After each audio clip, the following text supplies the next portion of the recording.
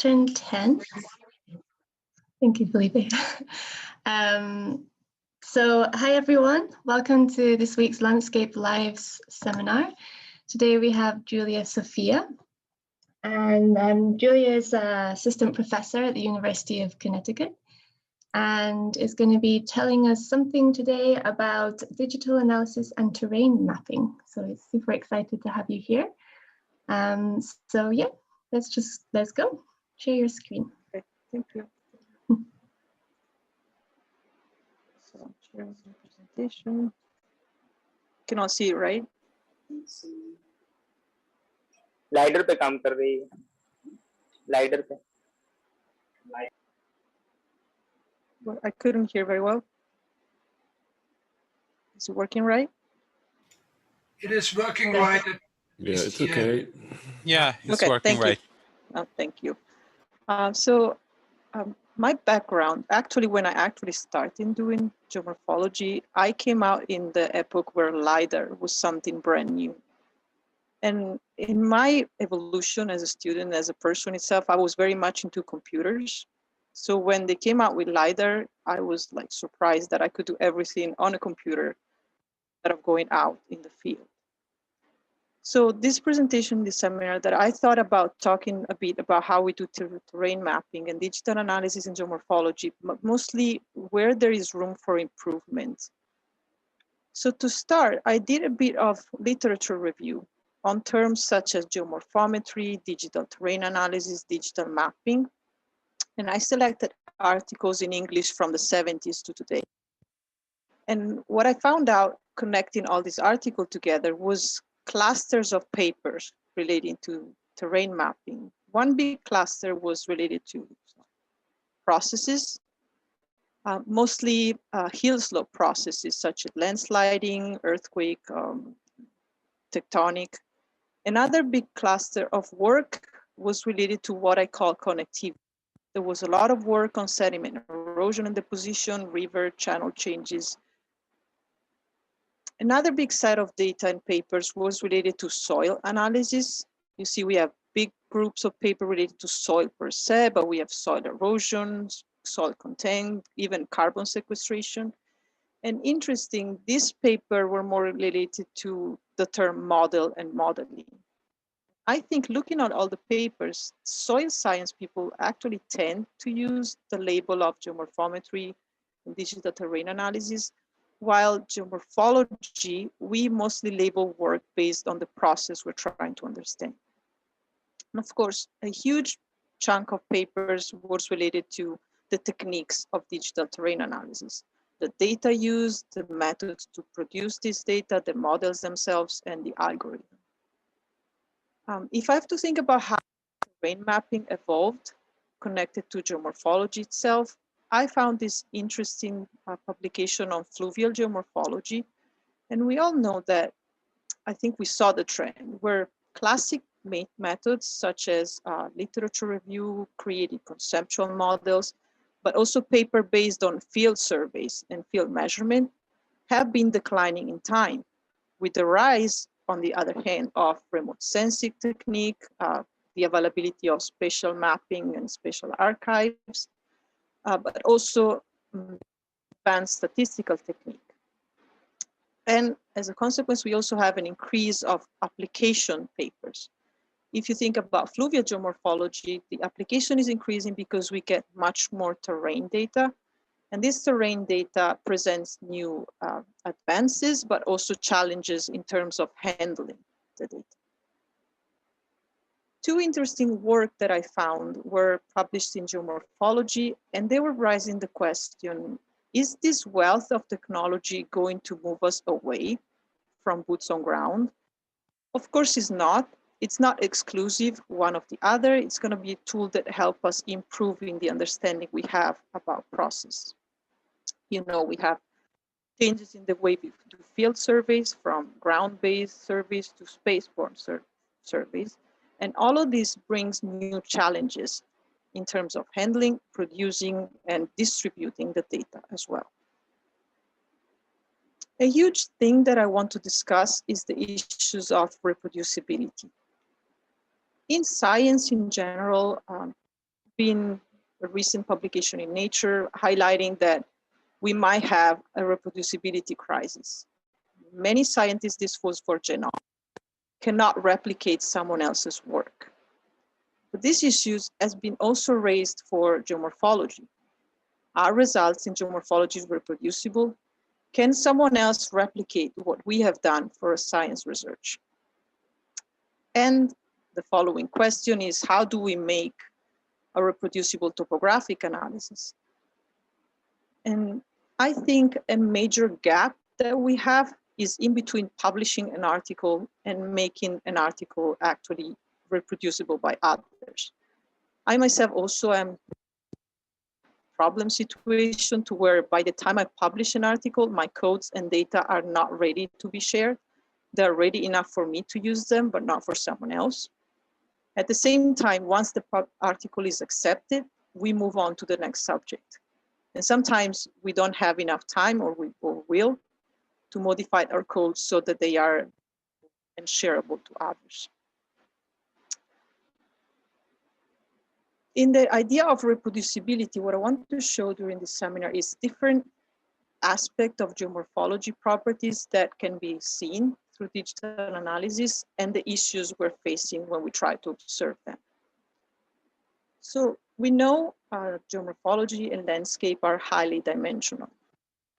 Different scales of process and patterns. We have local scale dynamic, continental scale dynamics, and the data we need to observe this process, it's different. You know, if you want to observe local scale process, you have to have data through time for the same location. And this data should be consistent in time, but it rarely is. On the other hand, when we look at continental scale dynamics, we always use, or we should use, average data through time because we assume the small fluctuations are not that important in the larger context. Overall, we want to use terrain analysis to understand the forcing behind the signature that we see on the topography. But this forcing actually acts at a different scale at the one we are observing. Of each forcing, locally, we can understand properties in process. The landscape scale, we can see geomorphic features that are signature of such process. Larger scale, we get landforms. But what I wanted to highlight in this graph here is that every single aspect of the complex system present threshold feedbacks that needs to be upscale or downscale.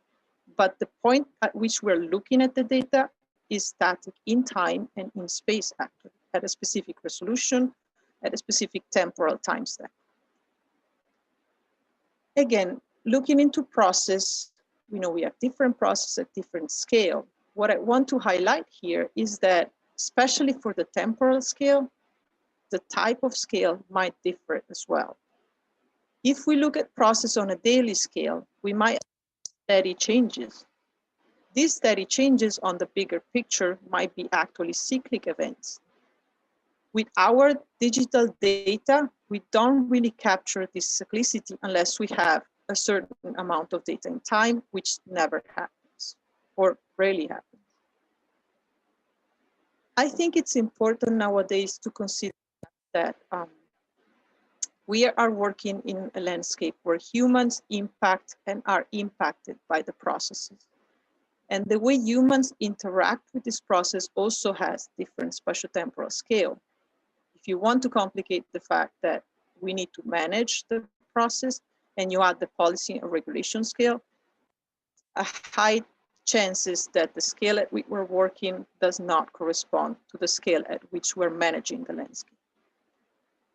And I think it's important to consider the fact that given this complex situation, the effect or the signature of a process that we're looking at here and now might be caused by a source that is somewhere else in space and in time. If you think about, for example, land subsidence, it might happen in one location due to water depletion in a location that it's completely different. And we might not be able to model and see the connection of the two. When we talk about digital analysis, scale for us also refers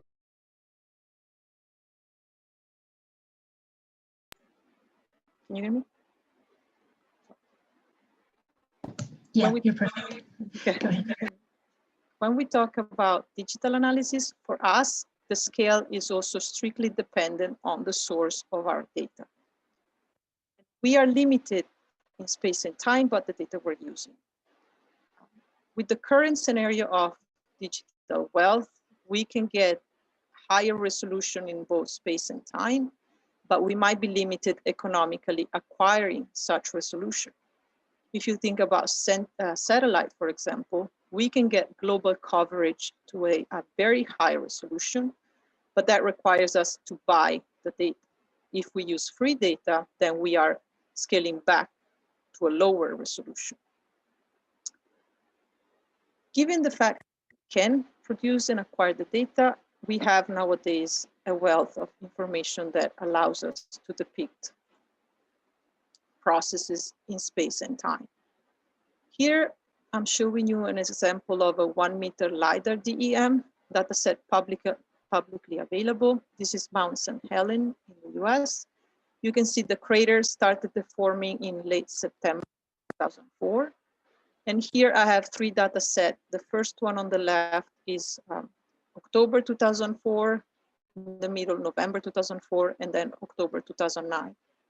And the quality of the data allows me to capture, you can see here, the evolution of the dome within the crater in the 3 years. Since we're working at very high resolution, we can zoom in and we can see the evolution of the glacier inside the crater, again, 2004, 2004, 2009. We can even zoom in even more and capture rock falls within the crater. These 3 processes are processes much different in scale and much different in time and magnitude. Structure for motion is also nowadays one of the major drivers of terrain analysis in geomorphology. We can get DEM terrain models from photographs taken for standard consumer grade cameras, for example. This allows us to depict the landscape from the hill slope up to the grain sites. Another example, we can capture also large scale process. The topography we're looking at is a snapshot in time of the summation of all the processes that have been happening up until that point. Here we're showing a piece of the landscape along the San Andreas Fault in California, Lidar at 1 meter resolution. You can clearly capture a bunch of different processes. Here we have, for example, the beheaded drainage.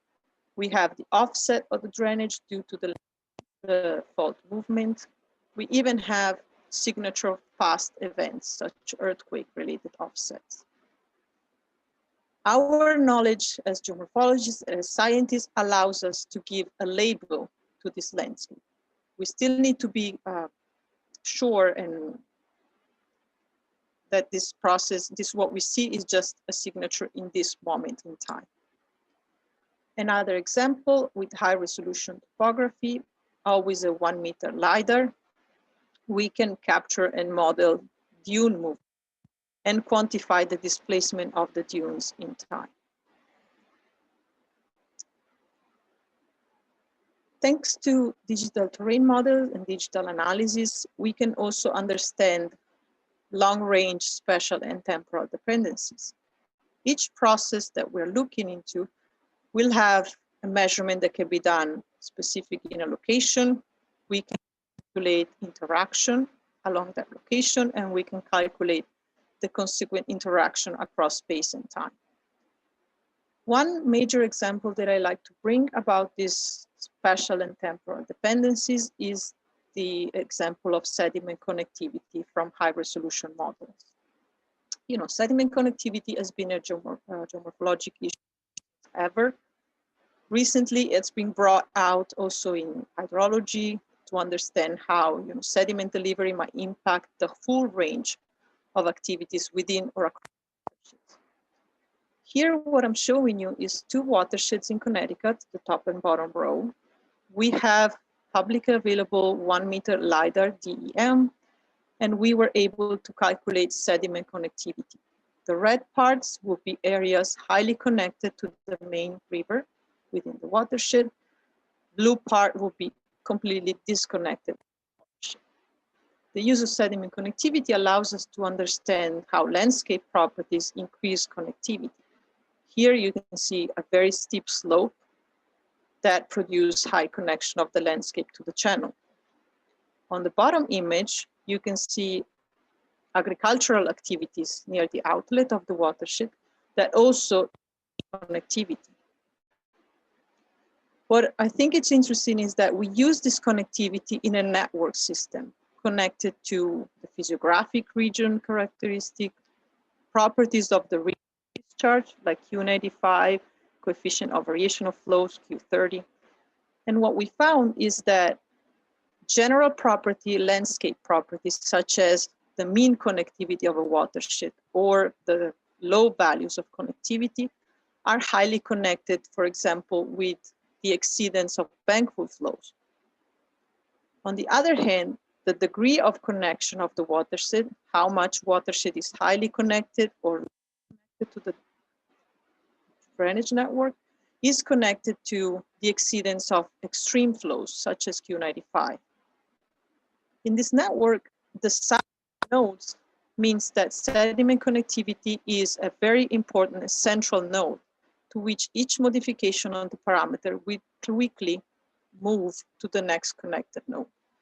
So thanks to high resolution topography, we can make connection across disciplines, geomorphology and hydrology, for example.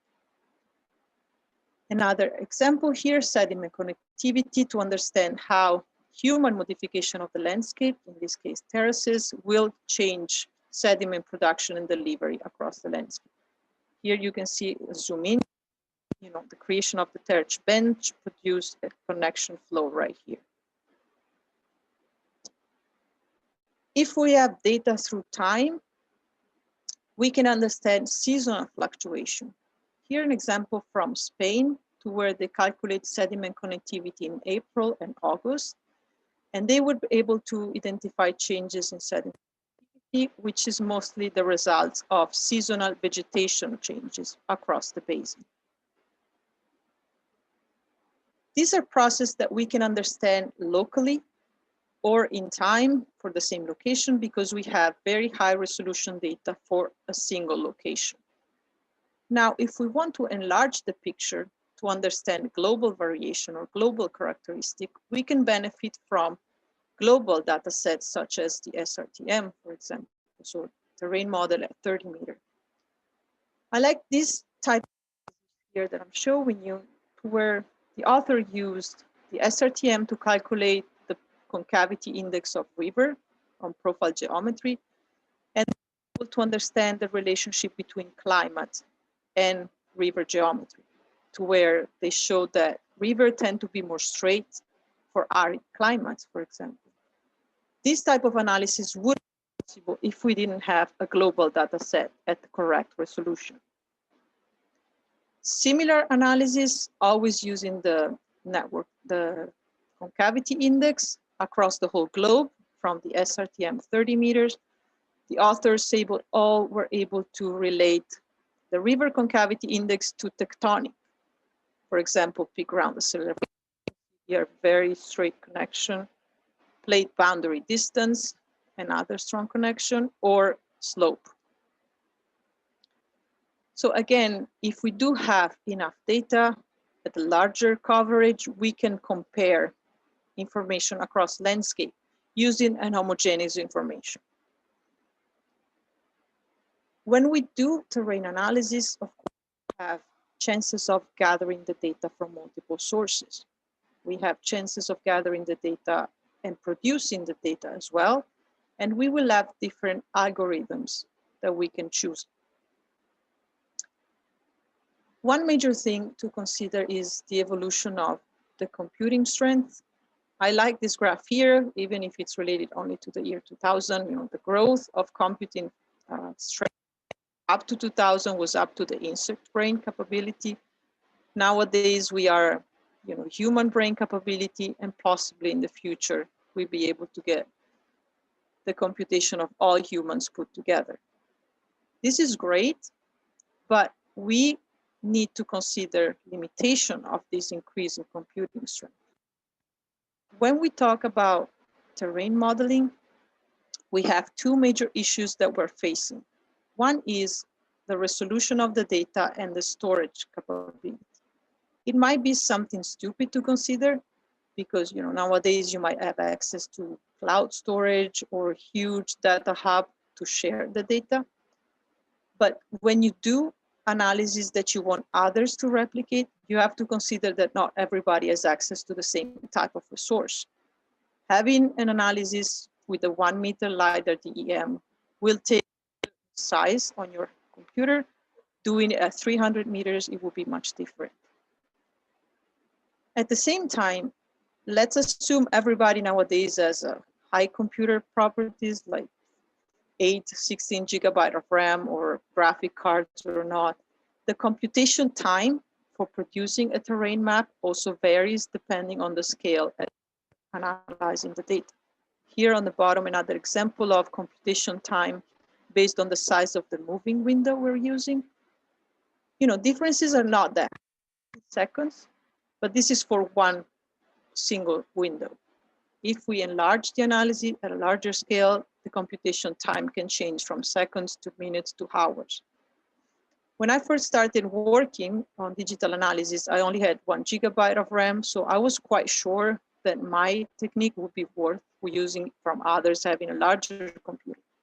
Now that I have a 24 gigabyte RAM machine, I am not 100% sure that my codes can be used by someone else that maybe has a normal consumer grade computer, which is in most of the analysis. Not everybody has access to an HPC.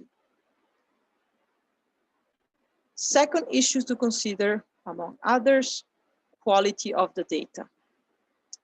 When we produce, use, and analyze the DEM terrain models, we have errors that depends on the survey technique, depends on the resolution and the technique to generate the DEM, and depends on the technique and algorithm you're using to produce a specific map.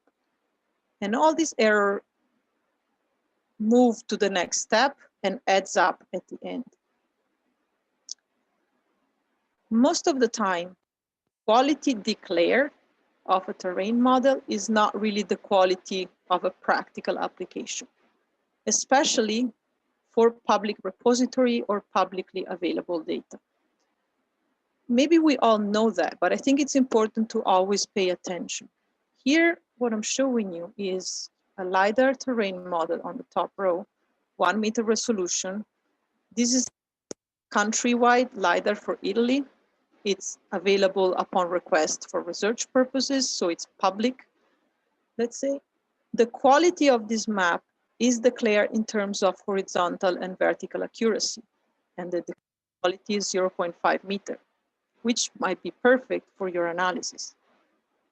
When you go actually looking at the data, you can see striping artifacts, so straight line on the model, which are not related to any feature or process. They are artifacts due, in this case, to changing the coordinate system from the survey time to the production of the DTM.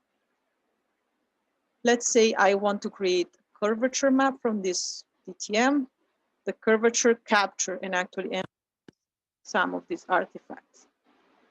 If I use this map to identify feature, here I'm doing a simple thresholding of curvature. The artifacts themselves create some discontinuity on the features that will impact my analysis. I could filter the map. Here I simply aggregate it to a larger resolution, 5 meters, which is still sufficient enough and high enough. You see I lose all the striping artifact, but the quality of this map is not enough for me to actually the landscape properly. The issues of quality, I think it's even larger on global data set. Here I took an example from the SRTM 30 meter for the Mekong Delta on the left, as compared to the Merit Hydro DEM. The Merit Hydro is a new 90 meter resolution DEM global which has been corrected for vegetation, errors, and improved for hydrologic analysis. You can see here the SRTM, again, striping artifacts. For the Mekong Delta, they're very well visible even by a simple elevation map. The Merit Hydro removes this issue, but again, we're 30-meter resolution here to a 90-meter resolution. Is 90-meter enough for your analysis? That will depend on the aim of the study. Striping artifacts have been also removed, or at least corrected mostly, in the newer version of the SRTM. Here I'm showing you the difference between the first version and the latest version. You can see how the latest one reduced artifacts that are not just the one that we saw before, but there are artifacts here related to the different image of the satellite, for example. Now, if you're doing a large scale analysis, maybe this artifact won't impact too much your analysis. If you look in a local scale, you might end up having very low value just because of the quality of the input data set.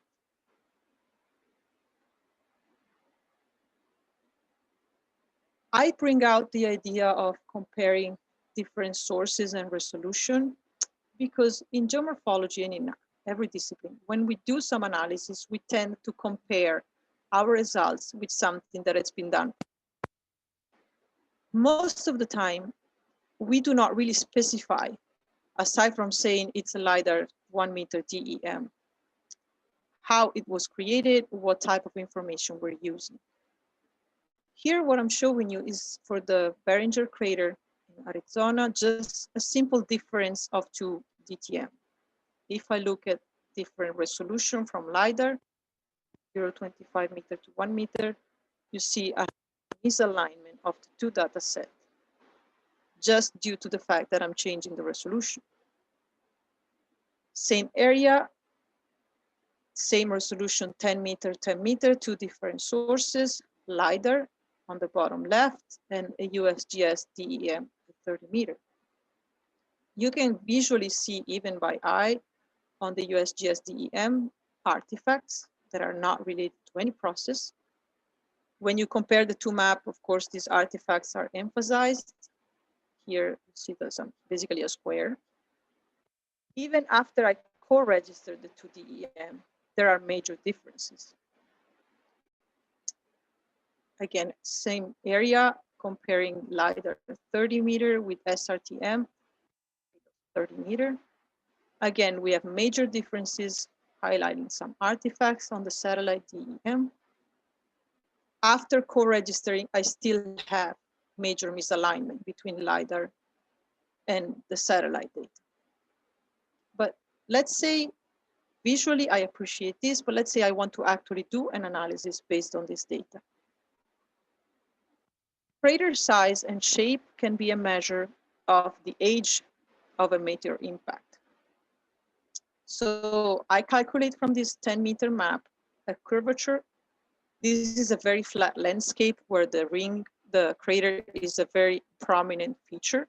So with curvature, it's quite easy to highlight, for example, the crater outer ring.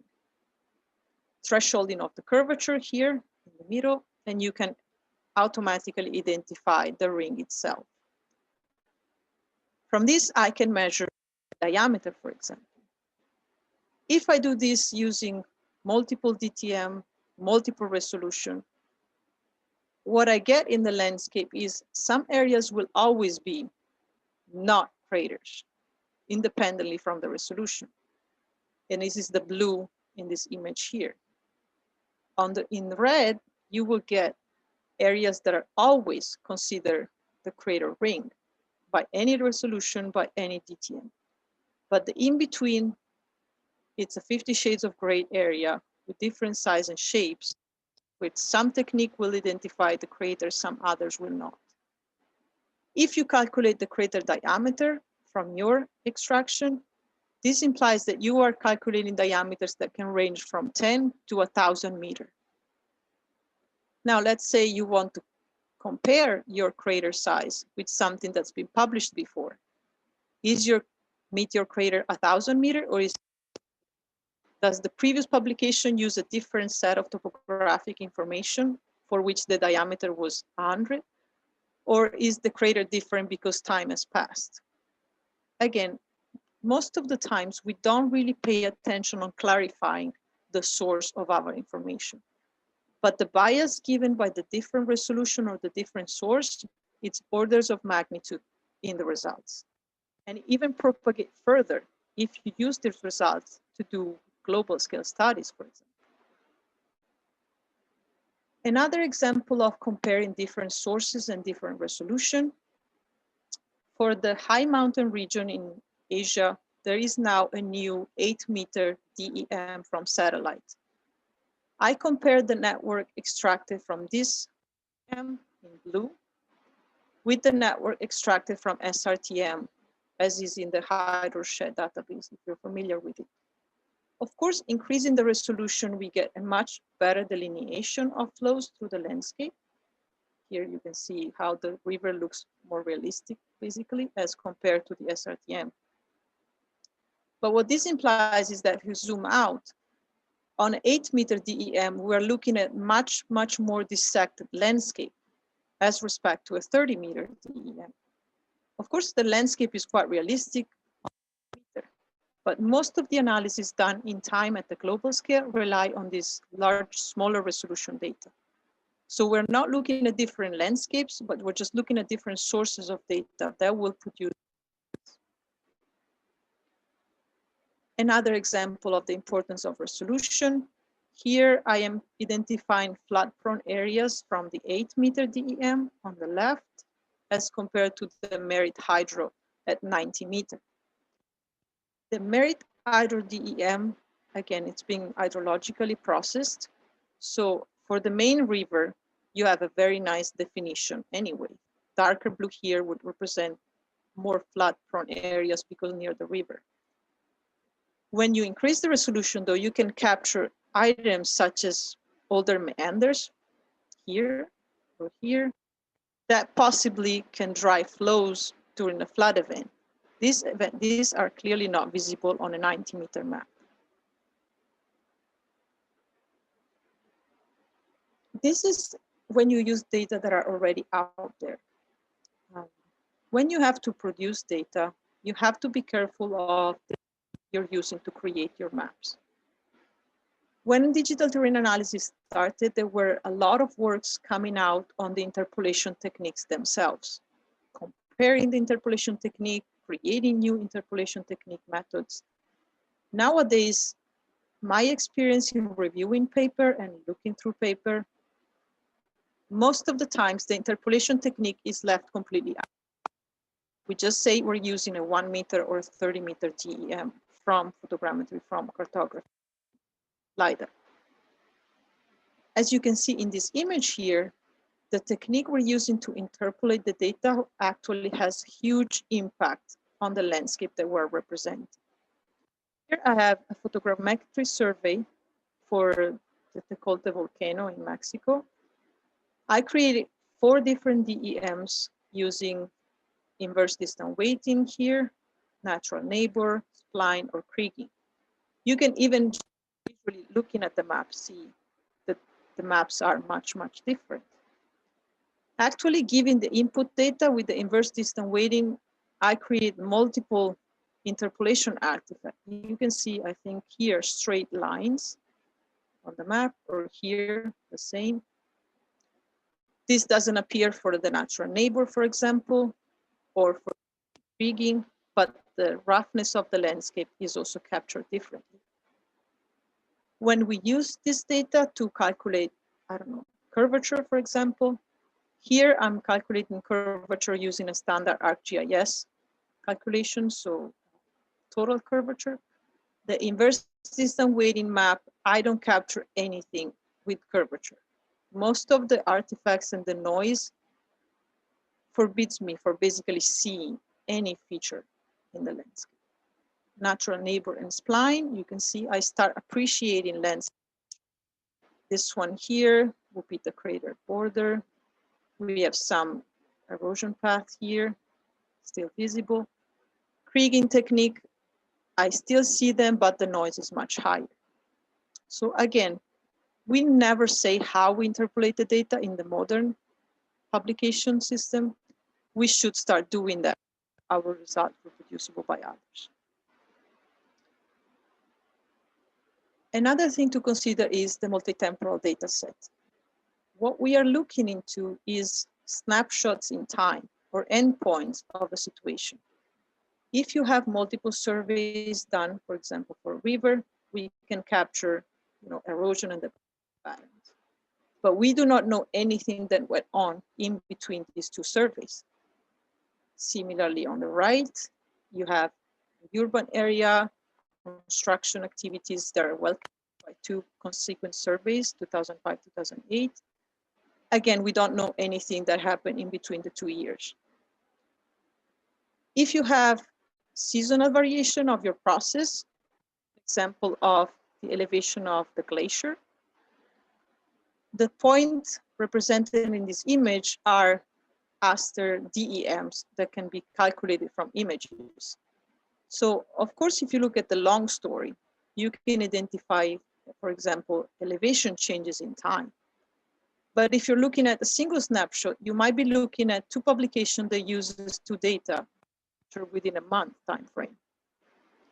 Since they are public data set, public DEM, we don't know the age, and we might be looking at two very different values of elevation change.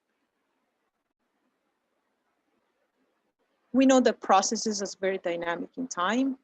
We always assume, especially at larger scale, that a global DEM correctly the average topography for a process. Our processes are much, much more dynamic in time. Here on the left, you have the Ucayali River and a water mass extracted from satellite images.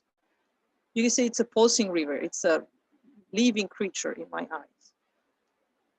Similarly, on the right, if you look through the video, this is Taiwan, and this is that it's very much impacted by monsoon, and you can see landslide appearing throughout the time.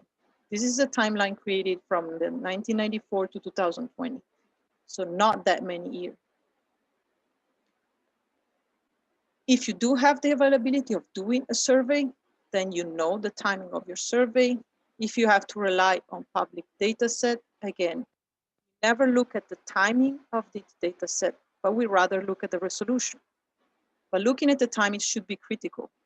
If you're using SRTM versus Copernicus DEM, let's say a snapshot of the year 2000 versus a snapshot of the year 2010. 10 years might be a lot or might be nothing, depending on what you're trying to observe. When you talk about commercial satellite as well, you can increase the resolution of your data, so you might be happy with it, but the timeline of this data is also a mess. For some DEM, there is no information, or it's not even possible to know what image was used at what time. So we really have no idea what we're looking at. If I go back to the Ucayali River, if a publication or a researcher is doing an analysis using the SRTM, it's looking in the year 2000. If it's using the ALOS, it's looking at the river 10 years later. Has the river changed within the two? We cannot really know. We cannot really know if the difference between the two analyses is done due to difference in process or different in topography. The issue that hinder reproducibility is the availability of thousands and thousands of parameters. Many parameters we can compute from topography are based on algorithms and will produce different results. With the high resolution topography, a huge chunk of analysis has been brought out to understand how do we manage the signal to noise ratio. High resolution topography is perfect to get better process, But having the highest resolution possible is not always the best option because of small scale noise that might impact our analysis. So a lot of literature has been done for filtering techniques and filtering the data, but the shape or the size at which we filter will create different. Here I did an example using different filter shapes, rectangular, circular, or ring, and different filter size, 5 meter, 25 meter, and 55 meter. Of course, changing the size of the filter will change the way we emphasize the landscape. Changing the shape of the filter also allows us to identify or not some feature. For example, here, if you can see my mouse, with the square filter, I can emphasize these two elements in the landscape. With the circular filter, these two elements are not that visible. Again, most of commercial software use square filters. Some authors applied other ways, and if it's not clarified in the text or in the research, it's not really possible to see and compare works. Another example of filtering techniques. Here on the top, let's say this is a river that we want to observe. We have some noise. We can filter, use Gaussian filtering here in the second column. Gaussian filtering will allow us to remove the noise, but the size of the feature we're observing will also change due to the smoothing. So here we have a river which is about 40 meters. Here we have the same river which is about 60 meters. This difference, it's not the river change, filter change. Some authors proposed anisotropic filtering to remove noise. You can see here we start removing it, and then another round of filtering, we keep preserving the feature shape.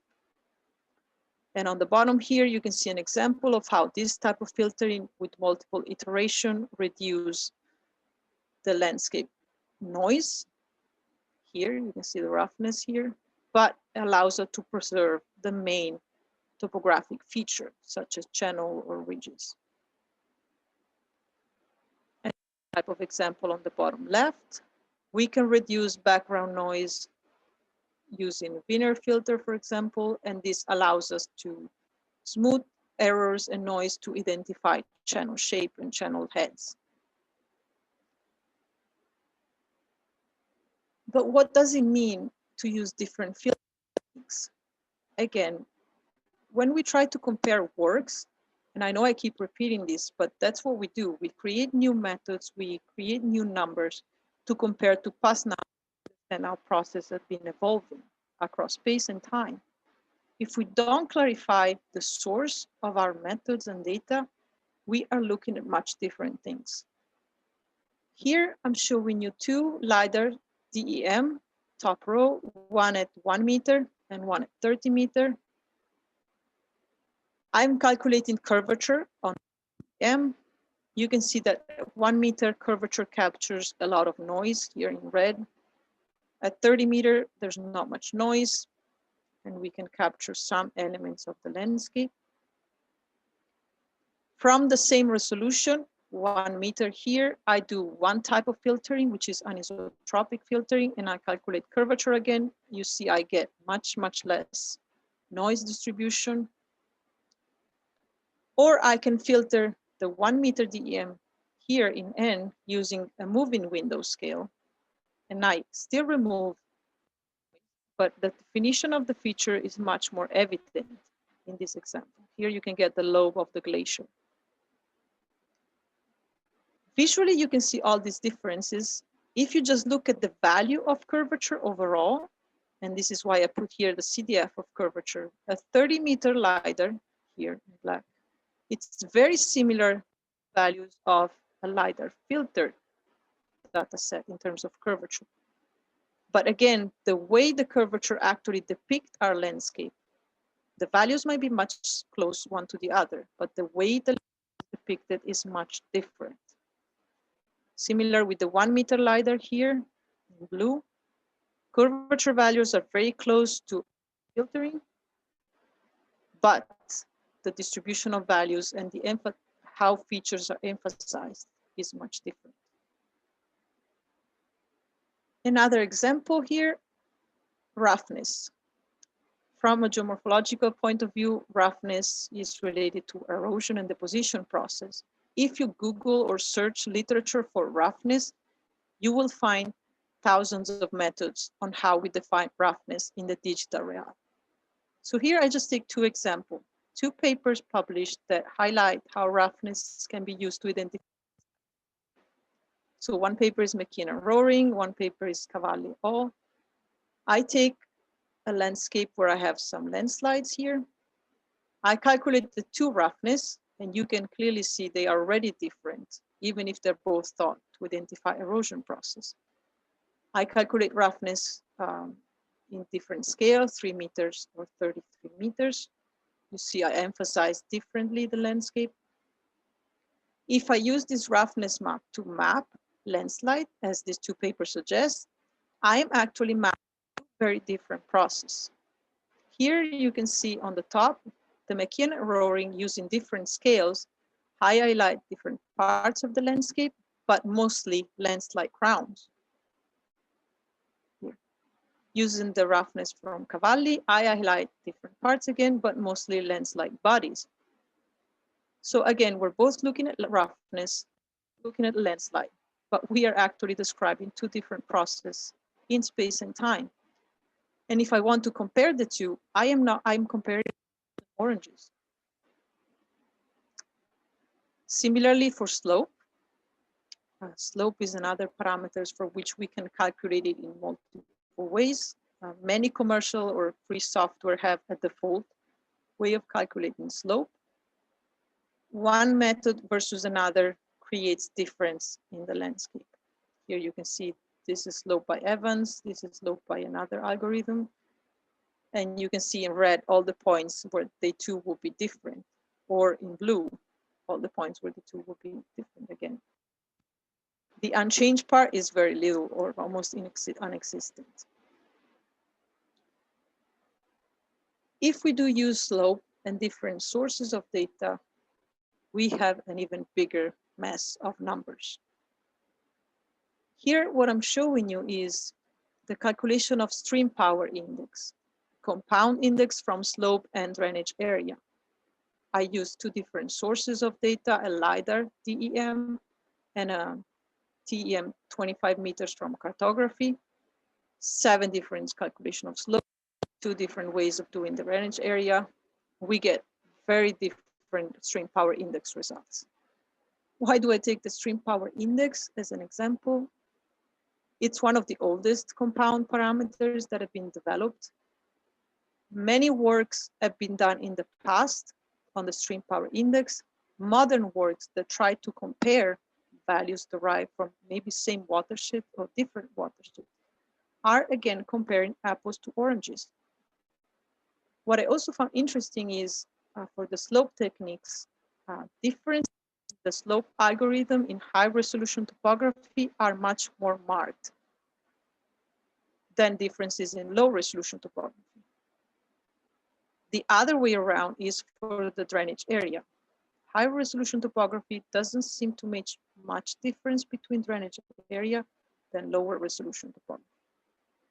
So again, it doesn't matter which side you're taking, which algorithm you're using, but it does matter that you have to specify and clarify it when you want to make your research reproducible.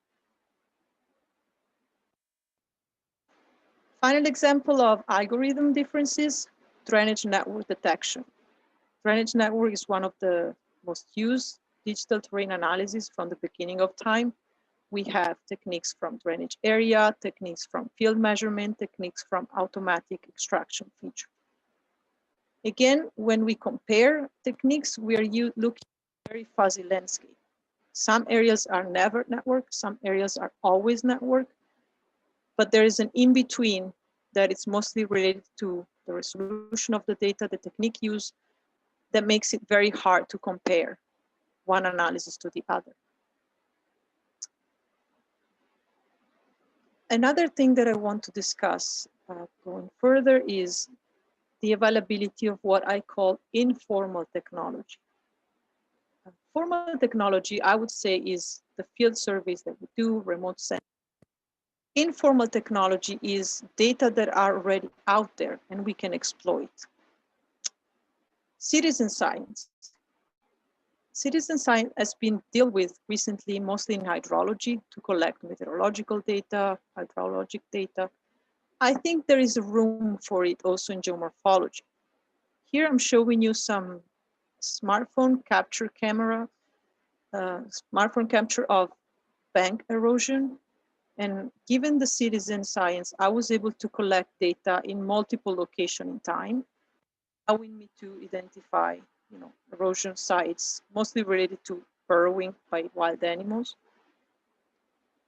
The quality of the data can be high enough for geomorphological analysis, as long as we give the people enough knowledge on how to take the images, for example. Citizen science I've seen applied mostly for machine learning. Here I show two examples for Mars, to where they used citizen volunteer people to identify here on iMars differences between two images for the same location. So they use people to create a label on what's different and what's similar, so that they can train machine learning afterwards. On the bottom image here, again, citizen science to depict dangerous situation terrain for the Mars rover to go through Mars. Another set of informal information, YouTube videos. It might be stupid, but with the advantage in drones and the accessibility of drones, even to common citizen, there are out there a lot of nicely done videos you can possibly exploit to create topography. Our part as expert would be to understand the quality and correct errors on terrain models itself. But here I'm showing you a video of the Oslo website landslide. With this drone footage from YouTube, I could extract single photograms. And even by using a free software, I could recreate the drone and a topographic map of the landslide. Final example of informal technology, in my opinion, webcams. There are a lot of webcam image available, especially for mountainous landscape. We can possibly exploit them, but it's something that is still, I think, new. I like this package by Bushell et al. They allow you to georeference any webcam image. Here on the right, you can see the georeference compared to the Sentinel-2 image of the same day. So we can possibly increase the resolution in space and time of the analysis of this process. One final thing I want to discuss is how do we deal with computer and machine learning in terrain mapping? The push of computers, the push of sharing the data, a lot of information that we have available and new, we need to still consider the quality of the data. We know for machine learning, we need a lot of data, but we need to understand its quality. What I think we are currently is in a data swamp situation, to where we have so many information out there that potentially can give us new insight, but they're not ready to be used. First of all, many of the processes we're looking into are anomalous situations. They are an emergent state. They are outliers. Can we really exploit the data we have to predict or identify outliers? If you're familiar with machine learning is not really the best for outlier prediction, but I think we can exploit it. We are limited by the number of ground truth data. They are limited in space and time. Some cases, we don't have them at all, like groundwater. Our data out there, as I was saying, they are mostly non-standardized and unlabeled. And when they do have labels, the label is highly subjective. I will put a label based on what I am looking through. And I will put a label that is biased toward what I know about that situation. Finally, we are looking into process that have with physics behind it. Machine learning cannot forget about the physics of the landscape. There is a huge difference, of course, in between how a scientist look at it and how the machine look at it. I like this image to just show the complexity. What I want to highlight is that we need to start, instead of looking at the content of the data itself, we need to start giving it a context. A data that needs to be shared should be labeled with the background information. That if we do that, of course, we can use machine learning in an exploratory or descriptive way, but we still need to give the explanatory point.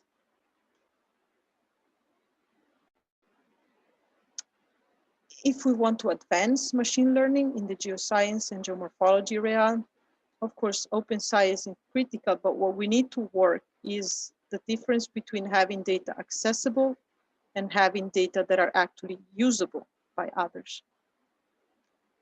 We need to increase the number of benchmark data. Reproducing the data depends on incomplete data annotation and how the data was created. And I think we need to start thinking, at least, on producing data that can be used across discipline. Of course, our expertise will give a context to those data, but the way we label them and share them should be accepted by people that do not have our same background. So I'm going to try to summarize it. If we have to think about how to move forward, I think it's important to consider that we try to model process that follow gravity and physics, but nowadays we need to start giving a dimension of process that might not follow the common laws of physics. I like this idea here of human going against the current. So many algorithms, we have, I think, at least 30 and more flow direction algorithms, 100 topographic parameters. Currently, the solution to homogenize all of them is not creating new algorithms, but rather testing them and compare them to see how they overlap. With the increase of availability of topographic information, one method at the same time does not fit all. Methods that were created for older resolution, older maps, older topographic information might not be the best for the current ones. So we need to still address that. A huge gap that I think we have in terrain modeling is to exploit our modeling capability to create new law of transport.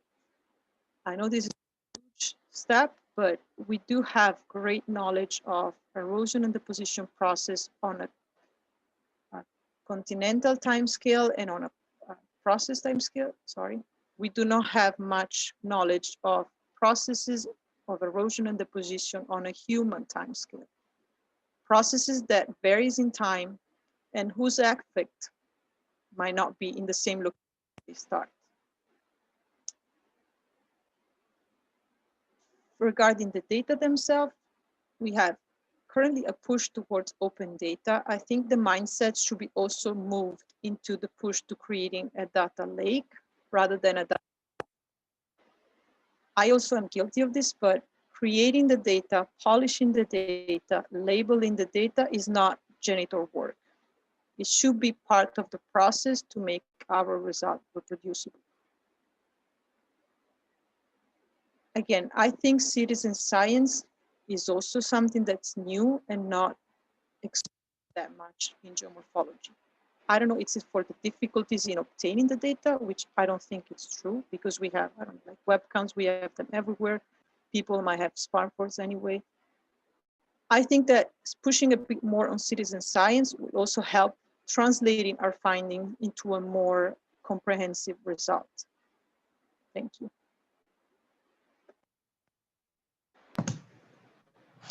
Thank you, Giulia. That was super interesting and I'm sure really useful for a lot of people doing digital terrain mapping. So we've already got some questions coming in. Okay. Let me check on expand.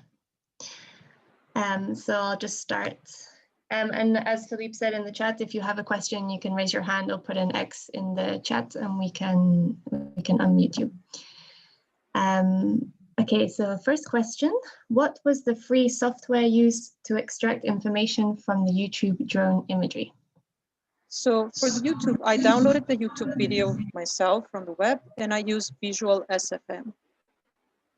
I found it easy to use because it's a black box approach, so I don't have to set anything. So I try to just throw it in and the frames from the video in and just let it do everything. Now, the next step is, of course, once I get the data, I have to scale them properly to get a good result. And to scale them, I just took a satellite image and I tried to put some reference scale to the model itself. Cool. Boris, do you want to go and ask the next question? There's actually a follow-up about that question from the same person. So what are the limitations of that software for terrain mapping, especially from a hydrological perspective? The software, the one that I used for the drone imaging? Yeah, that was a follow-up from the same person. Okay, so terrain mapping, so for hydrology, and that also add an additional difficulties because you need to have consistent flows through the landscape. So the map itself can be ready to use as long as afterwards you do some additional processing to grant the continuities of the flows, which might be a bit more complicated because they're very noisy once you just pull them out of the structure for motion software. So to do hydrological processing on that, I still think we need some more ground truth data to grant the, like mathematically you can just filter and grant the continuity, but we need some ground truth to verify. Thank you, Giulia. We have a next question by Jorge da Paixio. I'm not sure about the pronunciation, sorry for that. Do you think about pre-processing for improving resolution in global DEMs for extracting geomorphometric parameters? That's a big one. Pre-processing has huge impact on the final map. So I don't think there's a universal answer to improve for geomorphometric analysis, because depending on the analysis, some pre-processing might cause bias that will impact your analysis. I think it's easier from a hydrologic perspective, because the final aim will be to grant, again, the flow through the landscape. From a geomorphologic, if you think about the slide where I showed the glacier inside the crater, you know, filtering in one way versus another would emphasize the glacier final part or the hill slope part of the glacier. So I don't think there can be a universal way. One major thing though, definitely is global data set are elevation model with vegetation as well. So definitely need a way to get the terrain out of it. Now, if there was a possibility of having global Lidar to get through terrain, that would be perfect, but I don't think we're there yet. I mean, I know ISAT can give some ideas nowadays of how removing vegetation, but ISAT goes by bands, so you will not get a complete to filter vegetation out. Thank you. Okay, so we also have a follow-up question from the same person. Do you think the application of deep learning algorithms as a counterpoint to the use of machine learning to terrain mapping? Does that make sense? So if I understand correctly, basically, if you would prefer deep learning versus machine learning? I think that's what it means, yeah. I think that, so I think they both have advantage and limitation. I am not too familiar with the deep learning part. I'm assuming you still need ground truth, which is critical in both. I think the limitation in both cases is a computer can learn from the data and understand patterns that are repeated through the data. Now, the repetition of this pattern does not necessarily the same process underlying the data. So that's why I was saying before, we cannot completely rely on that. I mean, I think machine learning, deep learning are great exploratory ways. I don't think we are there yet to use them as predictive approaches in geomorphology or explanatory approaches. For terrain mapping, it can be good because we can mostly if you want to do labeling different terrains, labeling features, I think we can do that with machine learning and deep learning. Now, to transform that into the underlying process, I'm not sure we can use either or get 100% results. The next comment is from Juicy Bate. I'm sorry if I mispronounce your name. Thank you very much for this highly interesting and important talk. Probably one even needs to define what kind of kriging spline IDW approach was used. It's for the interpolation, right? Yeah, so I think the comment is about whether it is sufficient. Oh yeah, I see. Okay, I see. Yeah. I showed the example of just using 4 approaches without doing any modification of the parameters. So I assume to be a person that is just new in GIS, has a GIS software available, and just creates the first DEM using the default parameters. Of course, with knowledge, we can play with the parameters to get better results or worse. To play with the parameters and improve the results, we need brown truth, which sometimes is not the case. Most of the times, I personally use the natural neighbor because it requires less play with the parameters itself.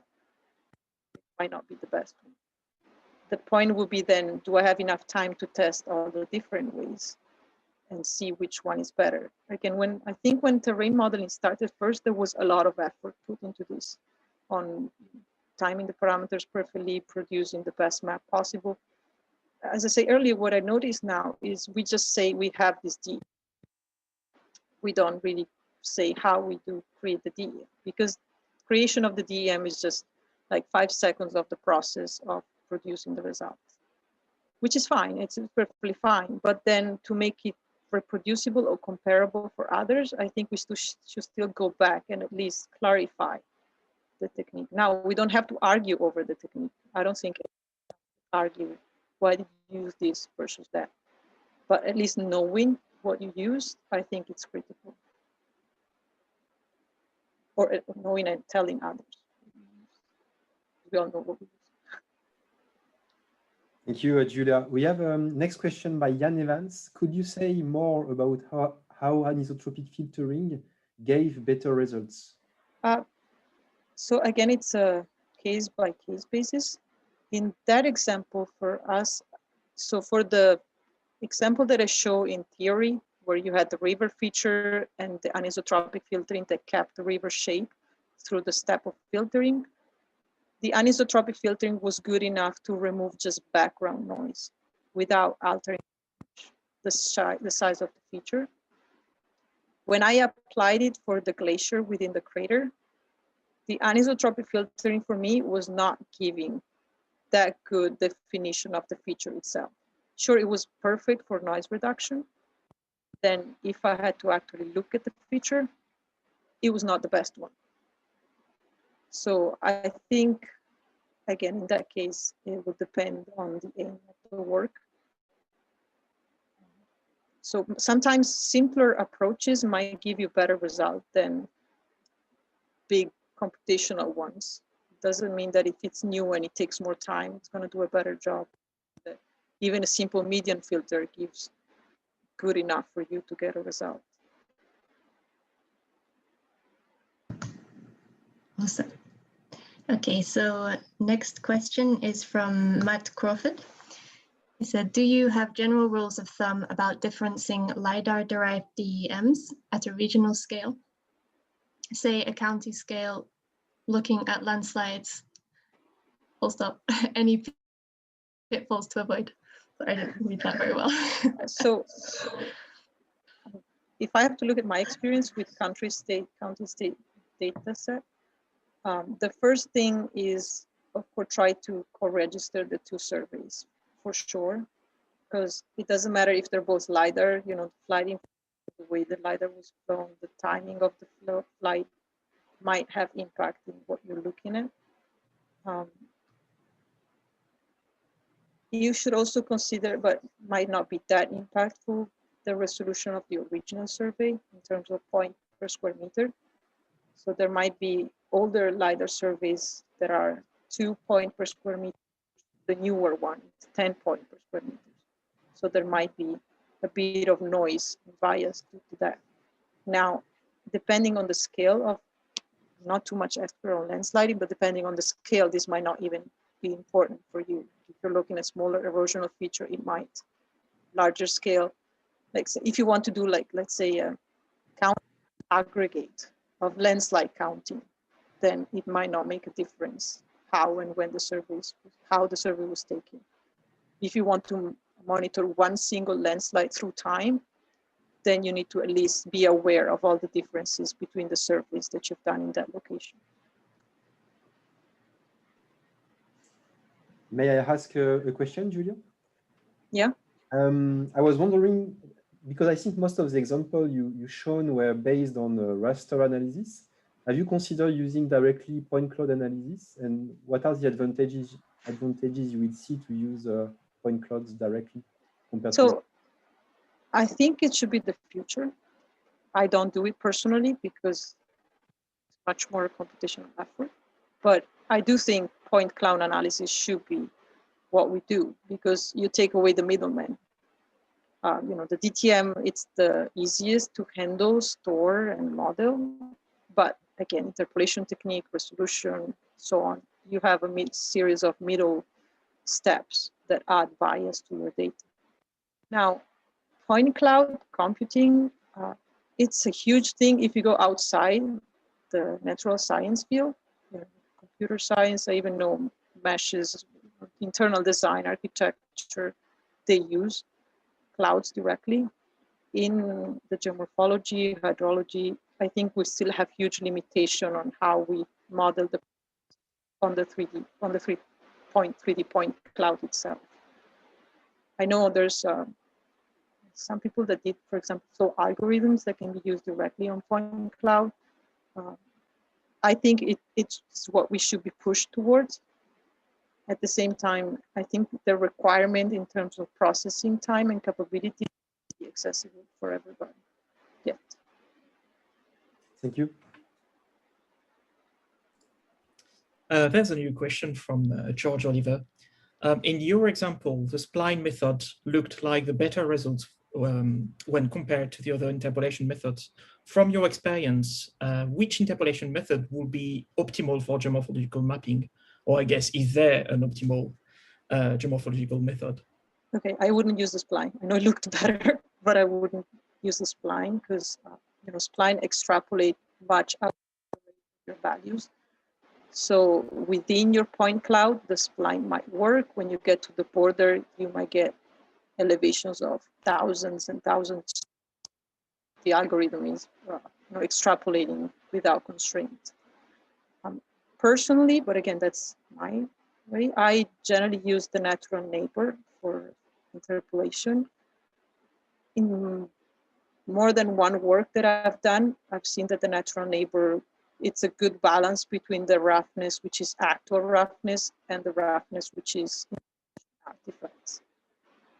But again, I always look at the data before using them, and if I have to create them myself, even just by looking on Google Earth or some image, or if I have, of course, the image of the area itself, unless the data is for someone else's, which I still go look for the area myself. If I create, I always try to double check. Does it look visually? Even just by doing, you know, multi-direction hill shape, you can get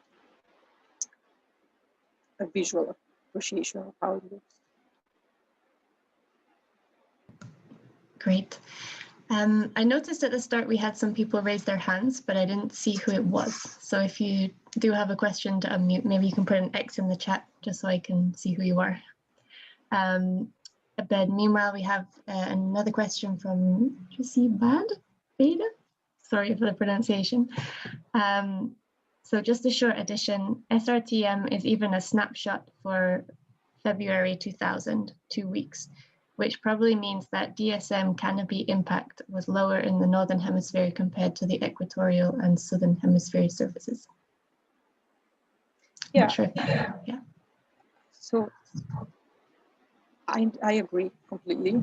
We, especially in large, we do not have that many chances of what data we can use. And we always assume, okay, yes, it's a DEM, that it's global. Well, it's not a DEM, it's a DSM. So if I have to look at river concavity, like in the example that I brought, in the Northern Hemisphere, I'm looking at a different landscape, not just because it's in the Southern Hemisphere, but because the vegetation at the time of the surveys was much different for similar climatic conditions. But I don't think anybody ever really, maybe we just don't want to think about that because that's the global data we have available.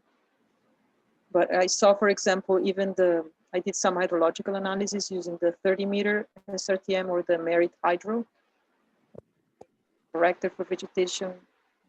Even if it's 90-meter, I think it's 10 times better. But with 90-meter, I don't get the same quality of features. Mm.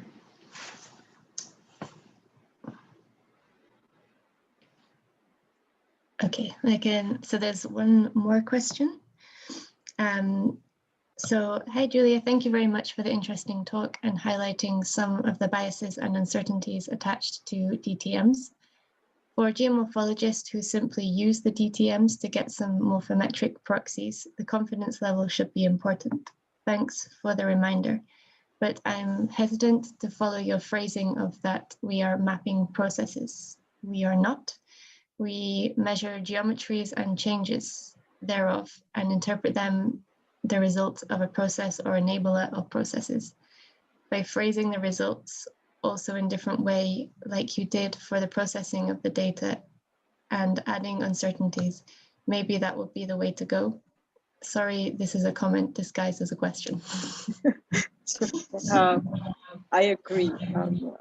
I think what I was trying to say is exactly that. We are looking at snapshots in space and time, which are signatures of process.